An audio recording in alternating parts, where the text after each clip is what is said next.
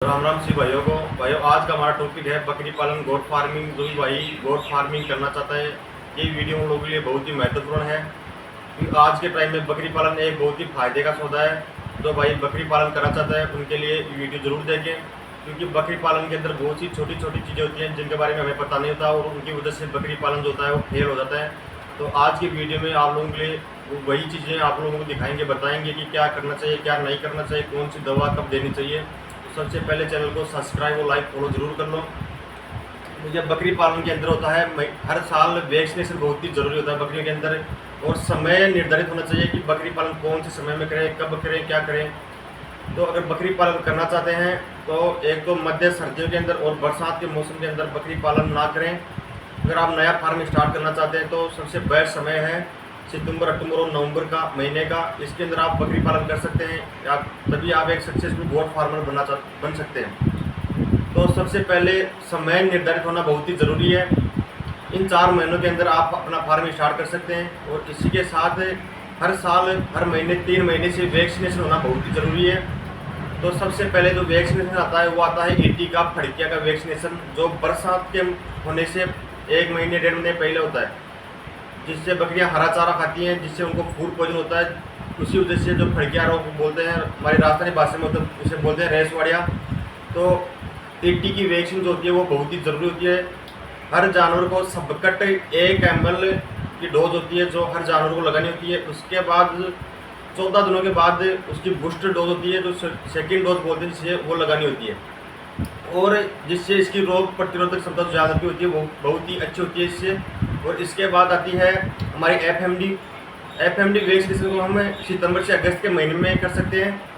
FMD के जो जानवरों में जो लक्षण होते हैं, उनसे जो खुर और मुंह में छाले हो जाती हैं, जानवर को बुखार आती है, खाना पीना बिल्कुल बंद कर देता है।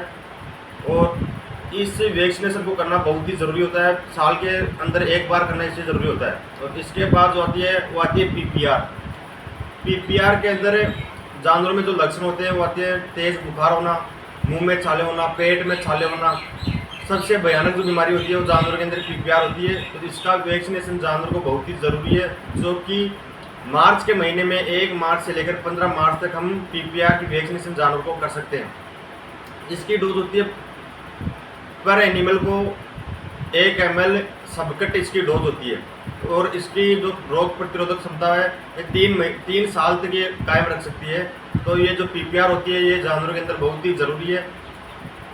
तो ईटी, एफएमडी और पीपीआर साल के अंदर तीनों वैक्सीनेशन हर 3 महीने से होना ज़रूरी है। और इसके अलावा बात आती है डीवॉर्मिंग मतलब जो जानवरों में जो चारा खाते हैं, दाना खाते हैं, जिससे जानवरों के पेट के अंदर मिट्टी चली जाती है, जिससे जानवरों के पेट के अंदर कीटाणु पैदा हो जाते हैं।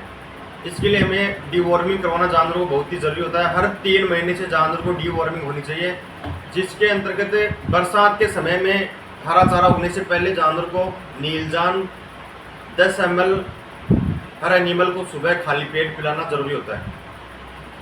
उसके बाद 3 महीने के बाद जानवर को सेकेंड डोज हम देंगे जेनवेट की, जिसके अंदर क्लोसेंटाल 60 आता है, जिसको सर्दियों के अंदर अगर हम देंगे तो उसका बहुत ही शानदार रिजल्ट होगा। इसकी डोज होती है जानवर को 2.5 से 3 ml प्रति जानवर को हम दे सकते हैं सुबह खाली पेट। इसका भी वही रूटीन है, इसको देने के बाद जानवर को 2 घंटे खाली पेट रखना होता है। तो डीवॉर्मिंग हर 3 महीने से करवानी है। इसी के साथ डीवॉर्मिंग जो 60 आते होते हैं अल्बेंडाजोल, फलबेंडाजोल। जो अल्बेंडाजोल जो होता है वो जानवर को नहीं देना चाहिए, क्योंकि वो प्रेगनेंसी सेफ नहीं होता। फलबेंडाजोल जो 60 होता है ये टैबलेट में आता है, गोल्स में आता है। ये जानवर के लिए जो गैबिन है उसको हम फलबेंडाजोल देंगे, और गैबिन है उसको हम फलबेंडाजोल देंगे, और गैबिन नहीं है उसको अल्बेंडाजोल देंगे।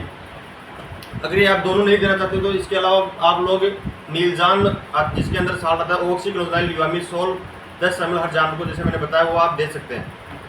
हर 3 महीने से जानवर की डीवॉर्मिंग करवानी है। और इसके साथ जानवर को देना है लीवर टॉनिक, जिसके अंतर्गत ये डोजली 4 आती है। अगर बड़ी बकरी है तो उसे हम 20 ml डेली चारे में, पानी में, किसी के अंदर भी हम दे सकते हैं जानवर को। और फार्म के अंदर एक्टिवेट चारकोल का होना बहुत ही ज़रूरी है, क्योंकि कई बार जानवर को डायरिया 10 लग जाते हैं, जिसके अंदर हम एक्टिवेट चारकोल को हम जानवर को दे सकते हैं। और हर साल जानवर को 1 बार, साल के अंदर 2 बार 3 बार साबुन से नहलाना चाहिए, जिसके अंदर परमेथ्रिन आता है, जो जूत चिचड़ियों के लिए बहुत ही फायदेमंद होता है। तो साल में 2 बार या 3 बार साबुन का उपयोग जानवर को नहलाने में ज़रूर करना चाहिए। तथा अगर आप 2 महीने, 3 महीने, 4 महीने का बच्चा है, बड़ी बकरी है, जिनको आप बोलस देना चाहते हैं, तो उनके अंदर हाईजैक बोलस आती है जिसमें आर्मेट्रिन 60 आता है। ये बोलस आप 3000 mg में आती है। तो पर जानवर की डोज होती है 300 से 400 mg। बड़े जानवर को आप दे सकते हैं इस बोलस की। तथा चारा पानी जानवरों के लिए बहुत ही ज़रूरी है। सर्दियों के अंदर जानवरों को अगर राजस्थान में माने तो मूंगफली का चारा होता है, सबसे लिए बेस्ट होता है। और गर्मियों के अंदर हम जानवरों को दे सकते हैं, जैसे गुआर का चारा हो गया, ये सब वगैरह हम दे सकते हैं। और बरसात के समय में जानवरों को जो दाना होता है वो कम से कम खिलाए, क्योंकि उसमें जो होता है वो नमी होता है, जिससे जानवरों को फूड पॉइजन होता है। तो बरसात के समय में जानवरों को दाना कम दे।